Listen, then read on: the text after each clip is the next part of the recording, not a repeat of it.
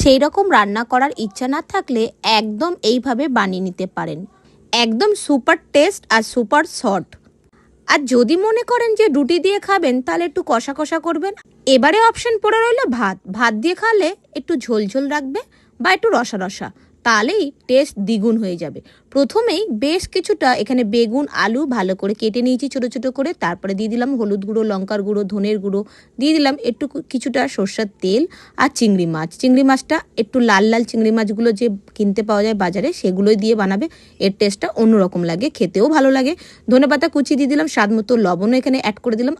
আর এখানে একটা টমেটো দিয়ে দিলাম, সেটাকে একদম ছোটো ছোটো করে কেটে নিয়েছি। আদা রসুন বাটাও দিয়ে দিলাম। এবারে বন্ধুরা ভালো করে হাত দিয়ে এইভাবে একটু চটকিয়ে মেখে নিতে হবে। এবারে এখানে কিন্তু আমি কোনো রকম পেঁয়াজ দিলাম না। এবারে কি মাখা এখানে কমপ্লিট হয়ে গেল। গ্যাসের উপরে কড়াইটা বসিয়ে দিতে হবে। একদম ধিমে আছে এই রান্নাটা করতে হবে। আর এই রান্নাটা খেতে এত ভালো লাগে বন্ধুরা, এক থালা ভাত কখন যে মুছে মাছে খাওয়া হয়ে যায়।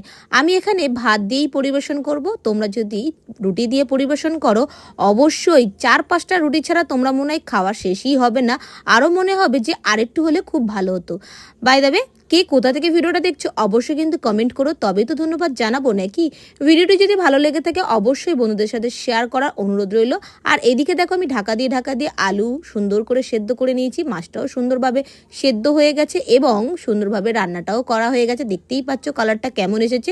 আর অবশ্যই একটু কাশ্মীরি লঙ্কার গুঁড়ো দেবে, তাহলে কালারটা অন্য রকম লাগবে, খেতেও ভালো লাগবে। আমি গরম গরম ভাতের সাথে পরিবেশন করলাম। ভালো থাকবেন, সুস্থ থাকবেন, বাই।